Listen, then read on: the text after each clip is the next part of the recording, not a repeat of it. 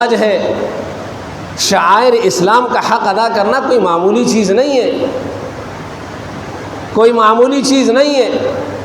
مفتی شفیع صاحب رحمۃ اللہ علیہ فرمایا کرتے تھے کہ لوگ علماء سے وظائف پوچھتے ہیں کہ مجھے کوئی ایسا وظیفہ بتاؤ کہ میں وہ کر کے مجھے نبی کریم صلی اللہ علیہ وسلم کی زیارت ہو جائے، مجھے نبی کریم صلی اللہ علیہ وسلم کی کیا ہو جائے؟ زیارت ہو جائے۔ نبی علیہ السلام کی زیارت یہ بہت بڑا مرتبہ ہے، بہت بڑی سعادت ہے، لیکن مفتی شفیع صاحب رحمۃ اللہ علیہ فرماتے ہیں کہ میں یہ تمنا نہیں کرتا۔ اب آپ کہیں گے مفتی شفیع صاحب نعوذ باللہ بے دین ہو گئے؟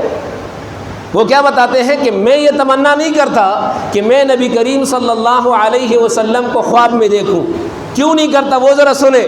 کہتے ہیں اس لیے نہیں کرتا کہ نبی علیہ الصلوۃ والسلام کی شان تو بہت بڑی ہے، اگر مجھے خواب میں آ جائے اور میں اس کا احترام نہ کر بیٹھوں تو سعادت سے زیادہ شقاوت آ جائے گی، بدبختی آ جائے گی۔ نبی علیہ الصلوۃ والسلام کے ادب اور احترام میں فرمایا کرتے تھے کہ میں یہ چاہتا ہوں کہ نہ ہو کہیں میرے سے نبی کریم صلی اللہ علیہ وسلم کی بے حرمتی نہ ہو جائے۔ اسی لیے لوگ جاتے ہیں روضہ رسول صلی اللہ علیہ وسلم پر درود و سلام پیش کرنے کے لیے۔ مفتی شفیع صاحب رحمۃ اللہ علیہ فرمایا کرتے تھے کہ میں آپ کے روضہ اطہر پر جانے سے کتراتا ہوں، میں جاتا تو ہوں لیکن مجھے بہت ڈر لگتا ہے، میں جھجکتا ہوں، مجھے ڈر لگتا ہے کہ کہیں روضہ رسول صلی اللہ علیہ وسلم کے سامنے میری آواز بلند نہ ہو جائے، کوئی الٹی سیدھی حرکت مجھ سے سرزد نہ ہو جائے کہ کہیں نبی علیہ الصلوۃ والسلام پر درود بھیجنے کے ثواب کے بجائے میں وہاں کس کا مرتکب ہو جاؤں؟ میں وہاں گناہ کا مرتکب ہو جاؤں، نبی علیہ الصلوۃ والسلام کی بے ادبی کا مرتکب ہو جاؤں۔ یہ بات ذہن میں رکھیں کہ نبی کریم صلی اللہ علیہ وسلم کا احترام کرنا یہ مسلمانوں کا فرض ہے، اور حیاً و میتاً کرنا فرض ہے۔ حیاً و میتاً، زندگی میں بھی آپ کا احترام فرض تھا۔ اگر زندگی میں کوئی نبی کریم صلی اللہ علیہ وسلم کا احترام نہیں کرتا تھا، ان کے اعمال اکارت ہیں، تو مرنے کے بعد دنیا سے پردہ فرمانے کے بعد بھی آپ کا احترام لازم اور ضروری ہے۔ اگر کوئی آدمی آپ کے احترام کے خلاف حرکت کرے گا تو ان کے اعمال ضائع ہوں گے۔ قرآن نے کہہ دیا صاف، سورہ حجرات 26ویں پارے کی صورت ہے۔ آپ عربی تفسیر نہیں دیکھ سکتے، میں آپ کو اردو تفاسیر دکھاتا ہوں۔ آپ مفتی شفیع صاحب رحمۃ اللہ علیہ کی معارف القرآن دیکھیں، آپ مولانا ادریس کاندلوی رحمۃ اللہ علیہ کی معارف القرآن دیکھیں، آپ مولانا شبیر احمد عثمانی رحمۃ اللہ علیہ کی تفسیر عثمانی دیکھیں، آپ عاشق الہی رحمہ اللہ کی تفاسیر دیکھیں، اور پھر اس صورت کے ابتدائی اور درمیانی آیتوں کی تفسیر دیکھیں، اردو میں لکھا ہوا ہے۔ آپ کو اندازہ لگ جائے گا کہ نبی کریم صلی اللہ علیہ وسلم کا احترام کتنا ضروری ہے۔ قرآن نے واضح کہہ دیا، یا ایھا الذین آمنوا لا ترفعوا یا ایھا الذین آمنوا لا تقدموا بین یدی اللہ ورسولہ۔ بھائی نبی کی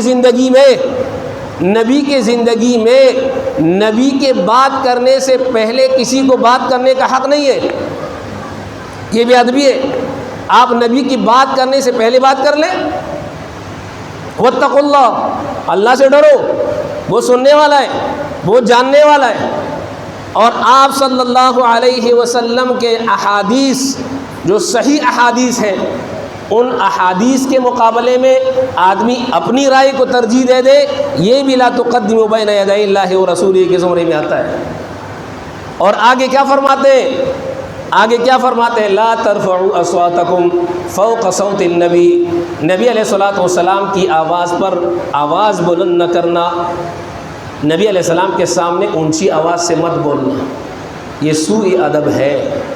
یہ آیت آگے کیا فرمایا؟ لا ترفعوا اصواتکم فوق صوت النبی ولا تجہروا له بالقول کجہر بعضکم لبعض۔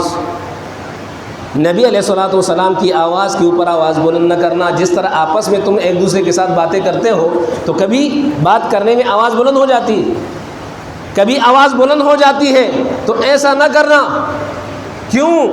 ان تحبط اعمالکم وانتم لا تشعرون، تمہارے اعمال حبط ہو جائیں، برباد ہو جائیں۔ جب یہ آیت اتری، ایک صحابی تھے، ان کی فطری طور پر آواز بلند تھی، یعنی جس طرح بعض لوگوں کی عادت ہوتی ہے کہ فطری طور پر یعنی پیدائشی طور پر ان کی آواز بلند ہوتی ہے، وہ کوئی بے ادبی نہیں کرنا چاہتے، لیکن آپ کہیں گے کہ وہ جھگڑ رہا ہے، وہ جھگڑ نہیں رہا ہوگا، لیکن آپ کو یوں محسوس ہوگا کہ وہ جھگڑ رہا ہے۔ چند دن تک نبی علیہ السلام نے اس کو مسجد میں نہیں دیکھا۔ نبی علیہ السلام نے فرمایا وہ فلاں صحابی نظر نہیں آ رہے۔ ایک صحابی نے پوچھا میں ذرا اس کی خبر لیتا ہوں، میں اس کی خبر لیتا ہوں۔ تو جب جا کے دیکھا وہ گھر میں بیٹھے ہوئے، پتہ نہیں کتنے دنوں سے بیٹھے ہوئے، سر جھکائے بیٹھے ہوئے رو رہے ہیں اور کہہ رہے ہیں میں تو ہلاک ہو گیا، میں تو برباد ہو گیا، میرے اعمال اکارت گئے۔ صحابہ کو اپنے اعمال کی فکر تھی، ہمیں اپنے اعمال کی فکر نہیں ہے، جاتے تو جائیں۔ فرمایا کیا مسئلہ ہے؟ بھائی میری آواز بلند ہے اور قرآن نے تو یہ فرمایا کہ نبی علیہ السلام کی آواز پر آواز بلند نہ کرو، میری تو کبھی آواز بلند ہو جاتی، میرے تو اعمال اکارت گئے، ختم ہو گئے، خراب ہو گئے۔ وہ صحابی پھر آئے، نبی علیہ السلام سے عرض کیا یا رسول اللہ ان کا تو یہ حال ہے۔ نبی علیہ السلام نے فرمایا جا کے ان کو خوشخبری سناؤ، تمہارے اعمال برباد نہیں ہے، تم تو اہل جنت والوں میں سے ہے، تم جہنم والوں میں سے نہیں ہے، تمہاری تو فطری آواز ہے، تم بے ادبی نہیں کرتے ہو۔ وہ خوش ہو گیا، مسجد کی طرف آنے لگ گیا میرے دوست۔ اور حضرت عمر جیسے جلیل القدر اور جری صحابی، اس کے بعد جو آیت اتری ہے خاص حضرت عمر اور صحابہ کے بارے میں اتری ہے، وہ کون سی آیت ہے؟ ان الذین یغضون اصواتهم عند رسول اللہ اولئک الذین امتحن اللہ قلوبهم للتقوی۔ کیا فرمایا؟ ان الذین، یقیناً وہ لوگ جن کی آوازیں نبی کریم صلی اللہ علیہ وسلم کے سامنے پست رہتی ہے، بلند آواز سے بات نہیں کرتے، اللہ نے ان کے دلوں کو امتحان کے لیے یعنی تقوی کے لیے منتخب کر لیا ہے۔ ان کے دلوں میں اللہ نے تقوی رکھا۔ یہ کیوں کب نازل ہوئی؟ اس کے بعد حضرت عمر رضی اللہ تعالیٰ عنہ نبی علیہ السلام کی مجلس میں تشریف لاتے تھے، نبی علیہ السلام کی مجلس میں تشریف لاتے تھے، اتنی دھیمی آواز سے، اتنی کھسکسی آواز سے، پست آواز سے بات کرتے کہ نبی علیہ السلام کو استفسار کرنا پڑتا، پوچھنا پڑتا عمر کیا بولا آپ نے، عمر کیا بولا آپ نے۔ تو عمر کی کیسے جرأت ہو سکتی ہے کہ اس آیت کی نزول کے بعد نبی علیہ السلام کے سامنے وہ بلند آواز سے، تو اس کے بارے میں آیا کہ جو نبی علیہ السلام کی سامنے اپنی آواز کو پست رکھتے ہیں، اللہ نے ان کے دلوں کو تقوی کے لیے منتخب کر دیا ہے۔ آگے پھر سنو، لہم مغفرۃ واجر عظیم، ان کے لیے مغفرت ہے، ان کے لیے بہت بڑا اجر ہے۔ تو بات ذہن میں رکھ کے اس بات واضح ہو گئی کہ جو لوگ نبی علیہ السلام کا ادب روا نہیں رکھتے، جو لوگ نبی علیہ السلام کی آوازوں پر اپنی آوازوں کو بلند کرتے ہیں، اس کے بارے میں قرآن نے فرمایا ان تحبط اعمالکم وانتم لا تشعرون، ان کے اعمال اکارت ہے، پچھلے جتنے بھی اعمال کیے برباد ہو گئے، پھر جتنے بھی اعمال کیے برباد ہو گئے، اس کا کوئی ثواب نہیں ملے گا، اکارت گئے۔ ایمان جانے کا بھی خطرہ ہے، علماء نے اس کی تشریحات لکھی ہے، ایمان جانے کا بھی خطرہ ہے اس میں۔ اور جو لوگ نبی علیہ السلام کا ادب رکھتے ہیں، احترام رکھتے ہیں، تو ادب اور احترام کا برکت، اس کی برکت کیا ہے؟ اولئک الذین امتحن اللہ قلوبکم للتقوی، ان کے دلوں، قلوبہم للتقوی، اللہ نے ان کے دلوں کو تقوی کے لیے منتخب کیا ہے، ان کے دلوں میں اللہ کا خوف ہے۔ اور دوسری بشارت کیا ہے؟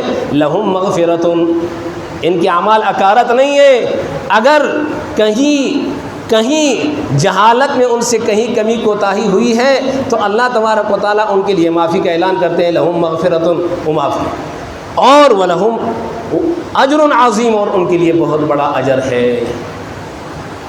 اور علماء نے لکھا ہے، مفسرین نے لکھا ہے کہ اس ادب میں علماء بھی شامل ہے۔ علماء کی بات سے بھی اپنے بات کو آگے نہیں رکھیں، ان کی بات کو پہلے سنیں۔ عالم کے اوپر آوازیں کسنا اور ان کی آواز پر آواز بلند کرنا، یہ بھی اس زمرے میں آتا ہے، اس لیے کہ نبی علیہ السلام نے فرمایا العلماء ورثۃ الانبیاء۔ ایک بات یہ ذہن میں رکھیں۔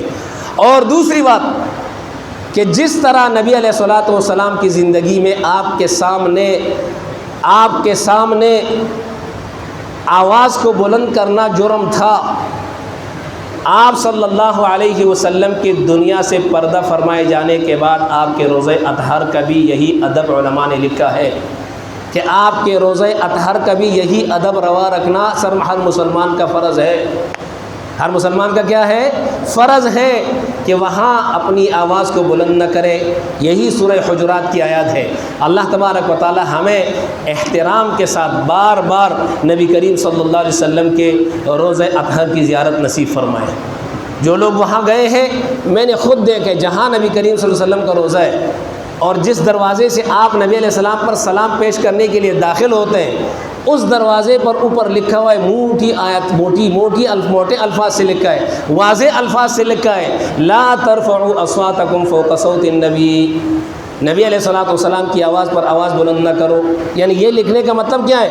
یہاں شور شرابہ کرنے کی جگہ نہیں ہے، یہاں اپنے جذبات کے اظہار کرنے کا جگہ نہیں۔ یہاں اگر جذبات کا اظہار ہے وہ صرف یہ ہے، الصلاۃ والسلام علی رسول اللہ، درود و سلام ہوئے پیغمبر آپ پر، آپ کے دو صحابہ پر، اور پھر قبلے کی طرف منہ کر کے اللہ سے دعا مانگے اس روزے کے قریب، روزے کی طرف چہرہ بھی نہیں چھوڑتے ہوں، سلام پیش کرنے کے بعد قبلہ کی طرف رخ کرے، اور قبلہ کی طرف رخ کرنے کے بعد پھر اللہ سے مانگے اپنے گناہوں کے، وہاں تو اپنے گناہوں کے معافی کے لیے ہے۔ لیکن آج کل تو معاملہ یہ ہو گیا ہے، اللہ معاف کرے، کہ ہم اپنے جذبات میں اتنے آگے نکل جاتے ہیں کہ نبی علیہ السلام کے روزے کا بھی خیال نہیں رہتا۔ اس لیے نبی علیہ السلام کا تو بات کہاں سے چلی گئی؟